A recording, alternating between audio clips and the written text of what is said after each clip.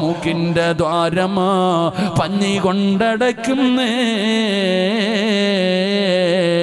കാണേണ്ടവർ കണ്ടോ ഇതാ പൊതിയുന്നേ. മയ്യത്തു കട്ടിൽ തോളിലേക്കുയരുന്നേ, പുരയ്ക്കുള്ളിലപ്പോൾ രോദനം ഉയരുന്നേ. അരുമക്കിടാങ്ങൾ വാപ്പയെ വിളിക്കുന്നേ, അതിനുത്തരം നൽകാതെ നീ കിടക്കുന്നേ. ആ പഞ്ഞിയെടുത്ത് നിന്റെ മൂക്കിന്റെ ദ്വാരത്ത് വെക്കുകയാണ്. കാണണ്ടവരൊക്കെ കണ്ടോ പുതിയ പോകുകയാ.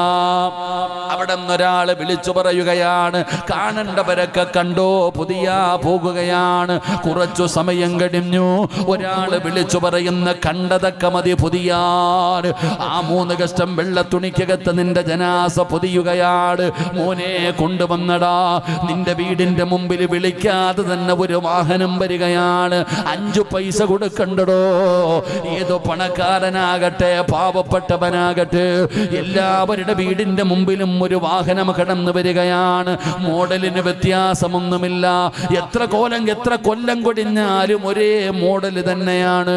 ഡ്രൈവർ വേണ്ട, പെട്രോൾ വേണ്ട, ഡീസൽ വേണ്ട, ഇൻഷുറൻസ് വേണ്ട. ഏത് വാഹനമെന്നറിയുവോ?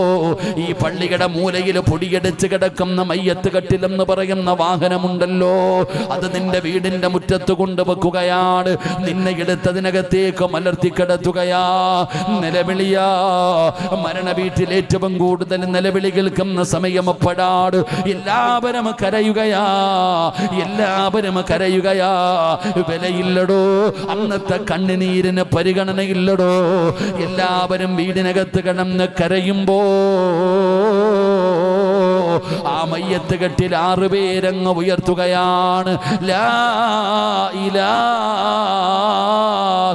ഇല്ലല്ലാഹ്. ജനാസ നിന്റെ വീട്ടിൽ നിന്നിറങ്ങുകയാണ്, നിന്റെ വീട്ടിൽ നിന്നിറങ്ങുകയാണ്. ആ ജനാസ കൊണ്ടിറങ്ങുമ്പോ മയ്യത്തിന്റെ 1ാമത്തെ ആഗ്രഹം അപ്പോഴാണ്. മയ്യത്തിന്റെ 1ാമത്തെ ആഗ്രഹം അപ്പോഴാണ്.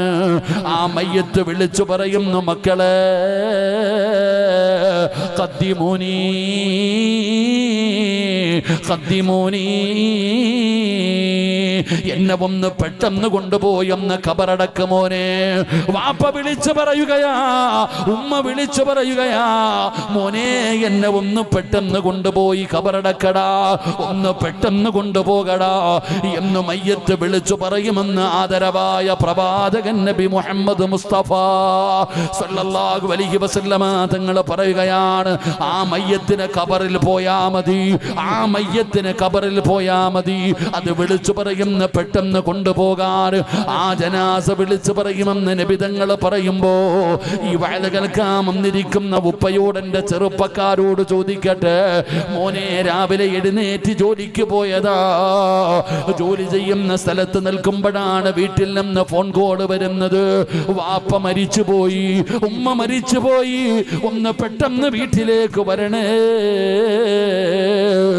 എന്ന് ഫോൺ കോൾ വരുമ്പോ അതാ കരഞ്ഞുകൊണ്ടാ ഓടുന്നത്. കൊച്ചുകുട്ടികൾ കരയുന്നത് പോലെ റോഡിലൂടെ കരഞ്ഞുകൊണ്ട് വീട്ടിലേക്ക് ഓടുകയാ. വണ്ടി എടുത്തുകൊണ്ട് പായുകയാണ്. കൊച്ചുകുട്ടികളെ കരയുന്നത് പോലെ നീ വല്ലാതെ സങ്കടപ്പെടുന്നുണ്ട്. ഉമ്മ മരിച്ചല്ലോ, വാപ്പ മരിച്ചല്ലോ. നിലവിളിച്ചുകൊണ്ടാണ് വീട്ടിലേക്ക് കടന്നു ചെല്ലുന്നത്. ഉമ്മാടെ റൂമിനകത്തേക്ക് ഓടുകയാ. മരിച്ചു കിടക്കുന്ന വാപ്പാടെ റൂമിനകത്തേക്ക് ഓടി ചെല്ലുമ്പോ ആ റൂമിനകത്ത് കേറുമ്പോ വല്ലാത്ത ഒരു സുഗന്ധമാ. റൂമിനകത്ത് വല്ലാത്ത ഒരു സുഗന്ധമാണ്. ഇതുപോലെ ഒരു സുഗന്ധം നിന്റെ ജീവിതത്തിൽ ഒരിക്കലും നീ ശ്വസിച്ചിട്ടില്ല. പടച്ചവനെ, വല്ലാത്ത ഒരു സുഗന്ധമാണ്.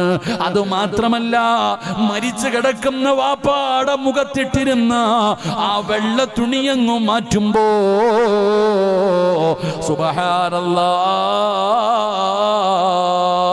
ഈ റോഡിലൂടെ നിലവിളിച്ചു കൊണ്ടുപോയവന്റെ കണ്ണ് കരച്ചിലങ്ങ് മാറുകയാണ്. ആ നിലവിളി അങ്ങ് മാറുകയാണ്.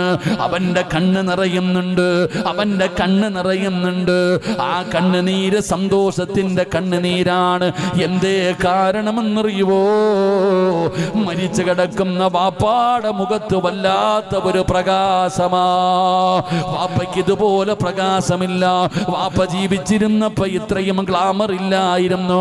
പടച്ചവനെ, ഉപ്പ മരിച്ചു കിടക്കുമ്പോ ഉപ്പാടെ മുഖത്ത് വല്ലാത്ത ഒരു പ്രകാശമാണ്. ചുണ്ടില് വല്ലാത്ത പുഞ്ചിരിയാണ്.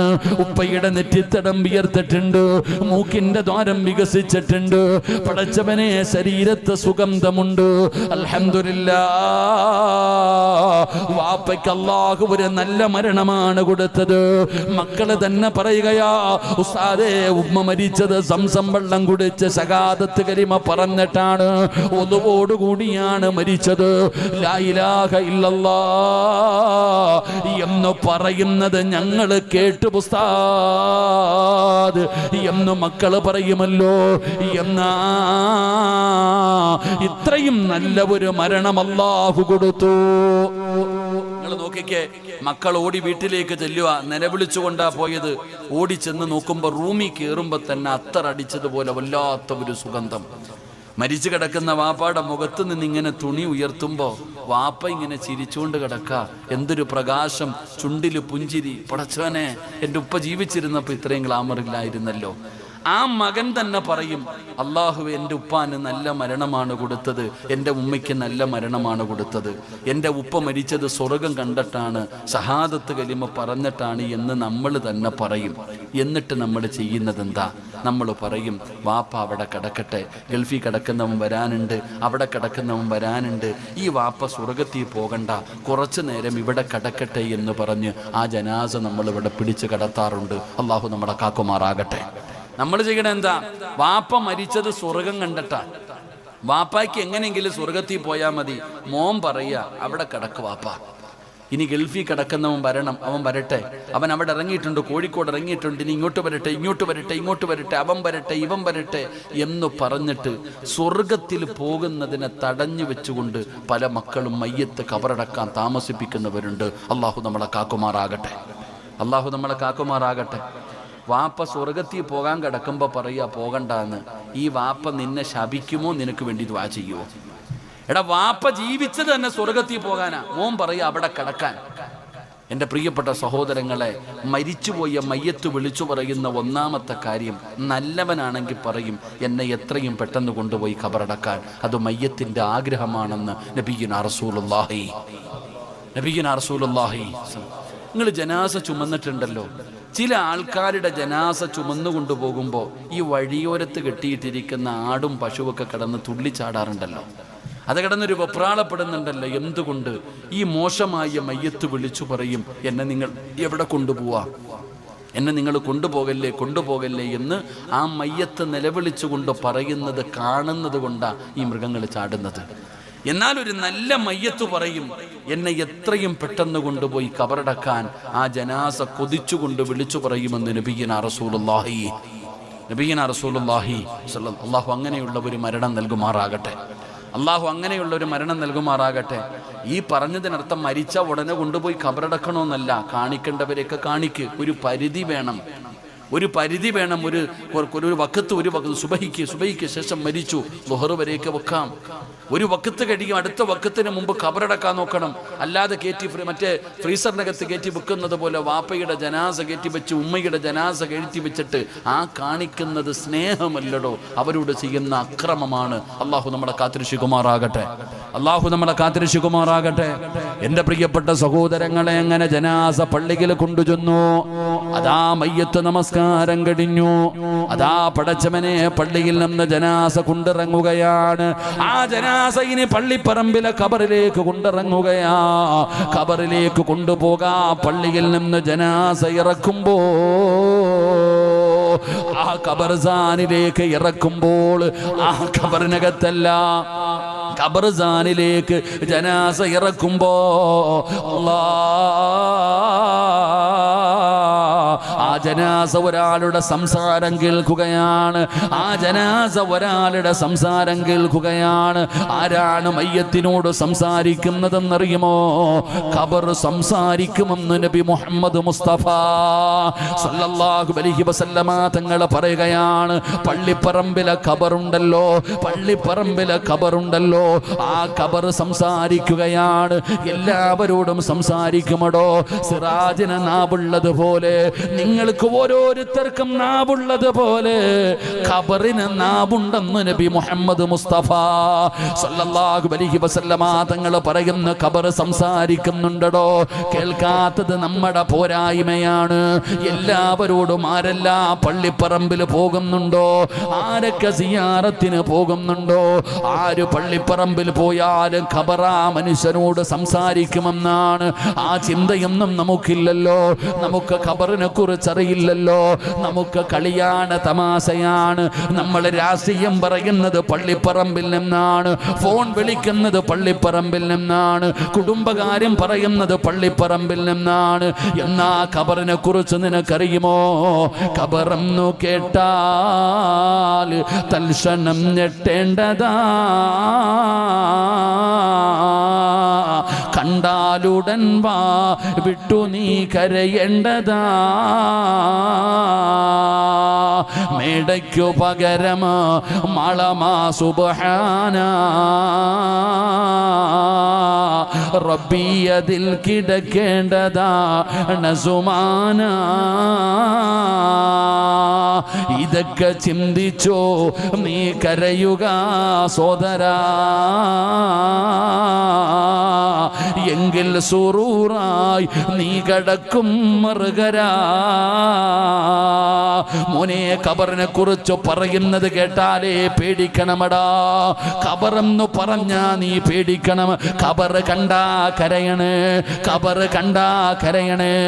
ആരാ ഖബർ കണ്ടാ കരയുന്നത്? ഈ പള്ളിയിൽ ഖബർ കുടിക്കുന്നവൻ പോലെ കരയില്ലടോ.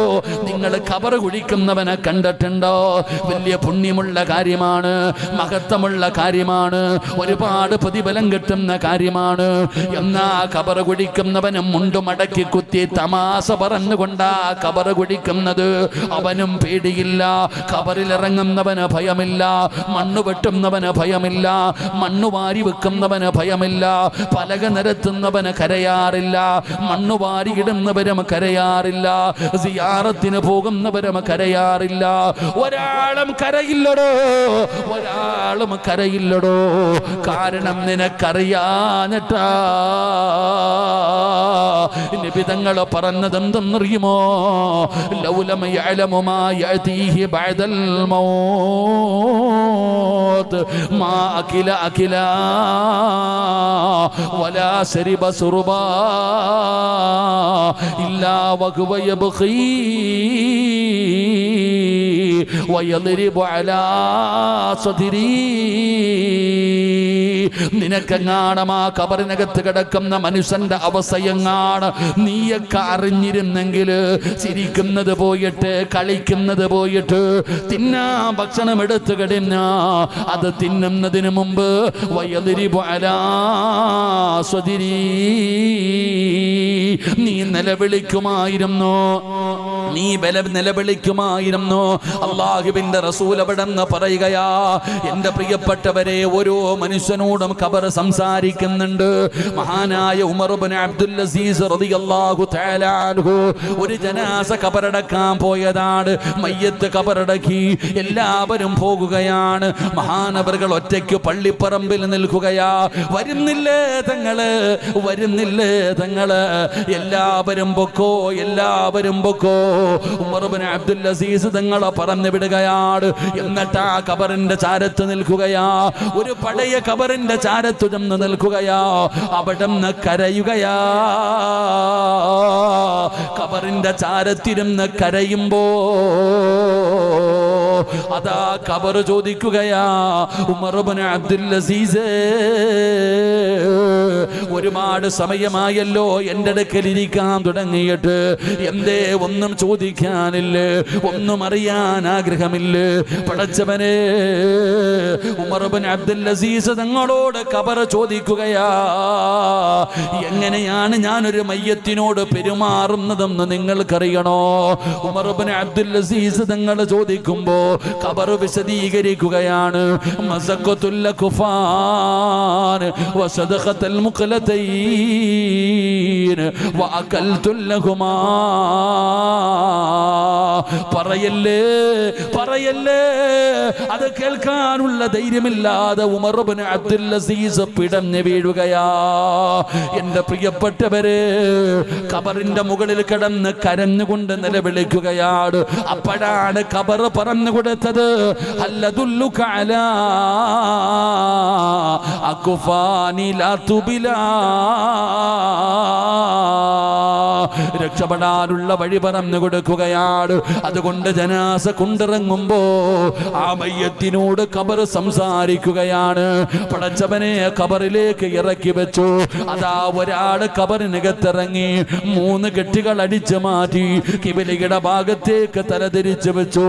എന്നിട്ട് മിൻഹാ ഖലഖനാകും വഫീഹാ നുഈദുകും വമിൻഹാ നുഖ്രിജുകും താറത്തൻ നുഖ്റാ എന്ന് പറഞ്ഞുകൊണ്ട് ഒരു പിടി മണ്ണ് വാരുകയാണ്. എന്നിട്ട് കബളിന്റെ താഴെ വെക്കുകയാണ്. പടച്ചവരെ പലക നിരത്തുകയാ. വന്നവര് മുഴുവനും മണ്ണ് വാരിയിട്ടടോ. അതാ എല്ലാവരും മണ്ണിട്ട് മൂടുകയാ. എല്ലാവരും മണ്ണിട്ട് മൂടി 2 ചെടികൾ നട്ടു, വെള്ളമൊഴിച്ചു. എല്ലാവരും പറയുന്നു, അസ്സലാമു അലൈക്കും യാ ദാറ ഖൗമുൽ മുഅ്മിനീൻ വ ഇന്നാ ഇൻഷാ അല്ലാഹു ബികും ലാഹിഖൂൻ. എല്ലാവരും സലാം പറയുകയാണ്. മഅസ്സലാമാ എന്ന് പറഞ്ഞുകൊണ്ട് 7 ചുവട്ടടി വെച്ച് കഴിഞ്ഞാൽ 7 ചുവട്ടടി വെച്ച് കഴിഞ്ഞാ സുബ്ഹാനല്ലാഹ്, അതാ വരുന്നു മുൻകറുൻ നകീർ. 2 മലക്കുകളെ ഖബറിലേക്ക് ഇറങ്ങി വരികയാണ്. അവിടെ നിന്ന് ചോദ്യം തുടങ്ങുകയാണ്. അതാ റൂഹ് തിരിച്ചു തന്ന് നിന്നെ പിടിച്ച് ചാരിയിരുത്തിയിട്ട് അതാ മലക്കുകൾ ചോദിക്കുന്നു. അവിടെ നിന്ന് ചോദിക്കുകയാ, മൻ റബ്ബുക മൻ ദീനുക മൻ ഇമാമുക. അവിടെ നിന്ന് ചോദ്യം ഇങ്ങനെ ചോദിക്കുകയാണ്. അതാ ഉത്തരം ഇങ്ങനെ പറയുകയാണ്. അതാ ഉത്തരം ഇങ്ങനെ പറയുകയാണ്. പടച്ചവനെ, അതാ മലക്കുകൾ ചോദിച്ച ചോദ്യങ്ങൾക്ക് മുഴുവനും ഉത്തരം പറഞ്ഞു കഴിയുമ്പോ ആ മലക്കുകൾ പറയാൻ പോകുന്ന വാചകം എന്തെന്നറിയുവോ? ലം കനൗമത്തിൽ അറൂസ് ലം കനൗമത്തിൽ അറൂസ്. അതാ മണിയറക്കകത്ത് കിടന്നുറങ്ങുന്നത് പോലെ ഖിയാമത്ത് നാൾ വരെ ഉറങ്ങിക്കോ. ഖിയാമത്ത് നാൾ വരെ ഈ ഖബറിനകത്ത് കിടന്നുറങ്ങിക്കോ. ഏതുപോലെ പഠിക്കടാ ചെറുപ്പക്കാരാ, എന്റെ പ്രിയപ്പെട്ട യുവത്വമേ. എങ്ങനെയാ കിടന്നുറങ്ങാൻ പറയുന്നത്? അതിരാത്രിയിൽ ഒരു പെണ്ണ് കിടന്നുറങ്ങുന്നത് പോലെ, മണിയറക്കകത്തൊരു ചെറുപ്പക്കാരൻ കിടന്നുറങ്ങുന്നത് പോലെ ഖിയാമത്ത് നാൾ വരെ ഇതിനകത്ത് കിടന്നുറങ്ങിക്കോ. ലം കനൗമത്തിൽ അറൂസ് എന്ന് മലക്കുകൾ പറയുമെന്ന് നബിതങ്ങൾ പറയുമ്പോ എന്തിനാണ് അങ്ങനെ പറയുന്നതെന്നറിയുമോ? പടച്ചവനെ, പുതിയ പുതുമണവാട്ടിയും പുതുമണവാളനും അവര് കിടന്നുറങ്ങുന്നത് പോലെ ഉറങ്ങാ പറയാറുള്ള കാരണം എന്താ? പടച്ചവനെ, കല്യാണം കഴിഞ്ഞ് മണവാട്ടിയും മണവാളനും അതാ ബെഡ്റൂമിനകത്ത് കയറി കഴിഞ്ഞാൽ, അവരുടെ മണിയറക്കകത്ത് കയറി കഴിഞ്ഞാ പിന്നെ പറയും, ആരും അവരെ ശല്യം ചെയ്യല്ലേ. കുട്ടികളോട് പറയും, അങ്ങോട്ട് പോകരുത്, അവരുടെ ആദിരാത്രിയാണ്, അവര് സന്തോഷത്തോടെ ഇരിക്കട്ടെ, അവര് ജീവിതം തുടങ്ങുകയാണ്, അവരെ ശല്യം പോലും ചെയ്യാൻ പാടില്ല എന്ന് പ്രായമുള്ള ഉമ്മമാര് പറയുമായിരുന്നു. പടച്ചവനെ, അത് പണ്ടായിരുന്നടോ. അതൊക്കെ പണ്ടായിരുന്നടാ ചെറുപ്പക്കാരാ.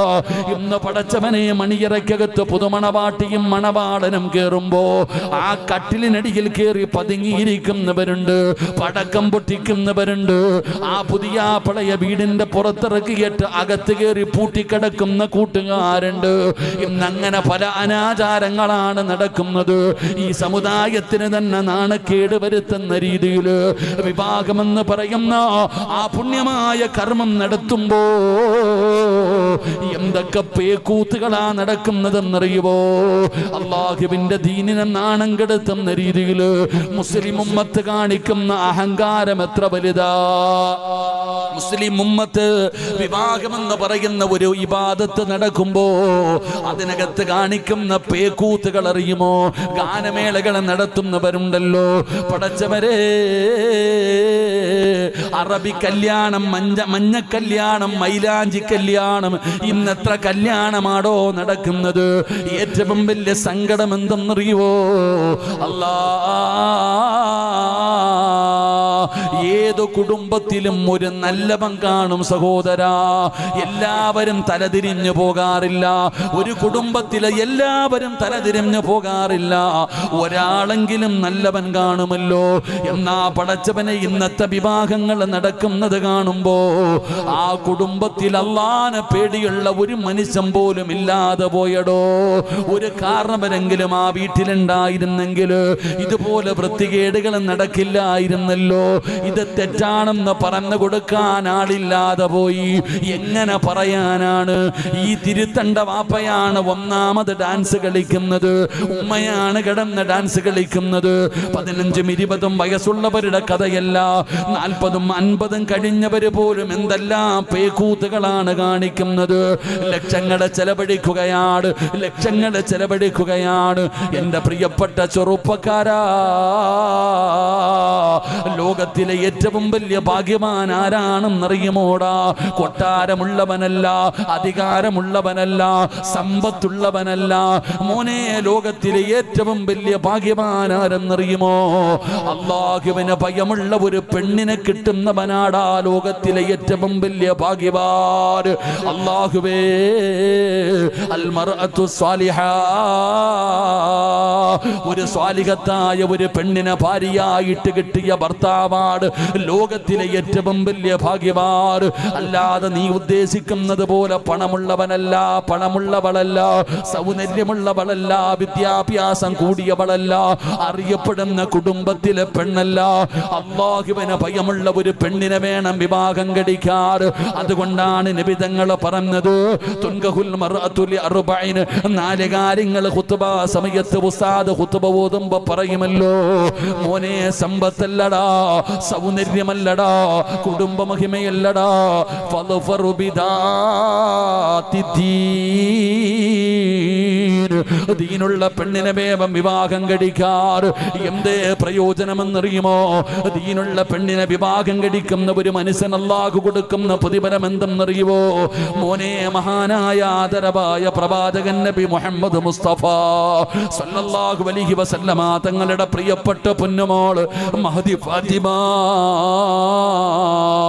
ഫാത്തിമ ബീബി റളിയല്ലാഹു തആല അൻഹ, അല്ലാഹുവിന്റെ റസൂലിന്റെ പൊന്നാര മകളുടെ വിവാഹം കഴിഞ്ഞു. അലിയാര് തങ്ങളാണ് ഫാത്തിമാനെ വിവാഹം കഴിച്ചത്. അങ്ങനെ വിവാഹം കഴിഞ്ഞ് രണ്ടുപേരും കൂടെ ആദിരാത്രിയിൽ മണിയറയ്ക്കകത്ത് പോവുകയാ. വിവാഹം കഴിഞ്ഞ് ഒന്നാമത്തെ രാത്രിയിൽ രണ്ടുപേരും കൂടെ മണിയറയ്ക്കകത്തേക്ക് കടന്നു ചെന്നു. അലിയാര് തങ്ങൾ സന്തോഷവാനാണ്. കാരണം ഫാത്തിമയെ വല്ലാത്ത ഇഷ്ടമായിരുന്നു, ഫാത്തിമയോട് വല്ലാത്ത സ്നേഹമായിരുന്നു. ഫാത്തിമ ബീവി അലിയാര് തങ്ങൾ പ്രണയിച്ചാണ് വിവാഹം കഴിച്ചതെന്ന് പറയരുത്.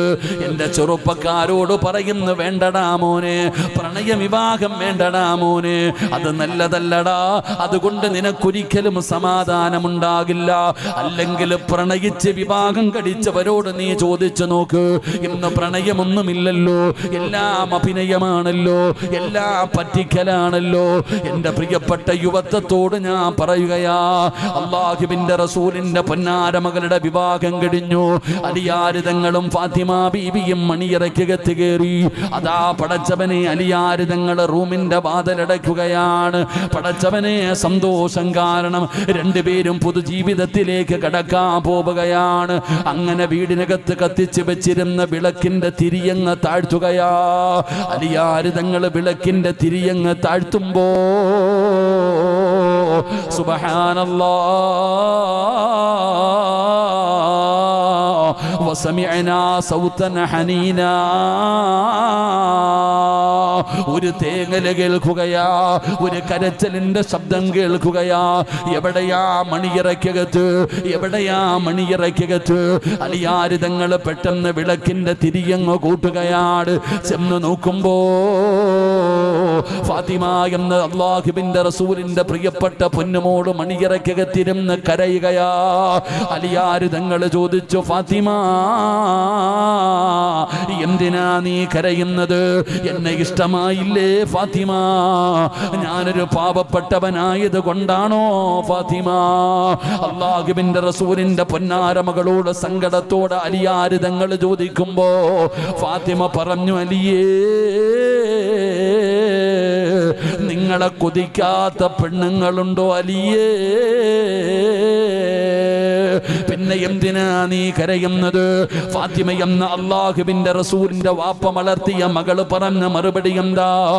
അലിയേ, ഈ മണിയറയ്ക്കകത്ത്, ഈ റൂമിനകത്ത് കത്തിച്ച് വെച്ചിരുന്ന വിളക്ക് നിങ്ങൾ പെട്ടെന്ന് അണച്ചപ്പോ ഇതിനകത്ത് വല്ലാത്ത ഇരുട്ട് വന്നു, ഇതിനകത്ത് വല്ലാത്ത ഇരുട്ട് വന്നു. ഈ ഇരുട്ട് കണ്ടപ്പോ എനിക്ക് ഓർമ്മ വന്നത് എന്തെന്നറിയുമോ അലിയേ? ഇപ്പൊ നിങ്ങൾ എന്റെ കൂടെയുണ്ട്, എന്നാ എന്നെ കൊണ്ടുപോയി കബറിനകത്ത് ഇറക്കി വെച്ച് മണ്ണിട്ട് മൂടിയിട്ട് എല്ലാവരും പിരിഞ്ഞു പോകുന്ന രാത്രി ഉണ്ടല്ലോ, ആ രാത്രിയിൽ എന്ത് ഇരുട്ടായിരിക്കും അലിയേ? ഖബറിനകത്ത് വല്ലാത്ത ഇരുട്ടായിരിക്കുമല്ലോ. അത് ഓർമ്മ വന്നിട്ടാണ് കരയുന്നത്.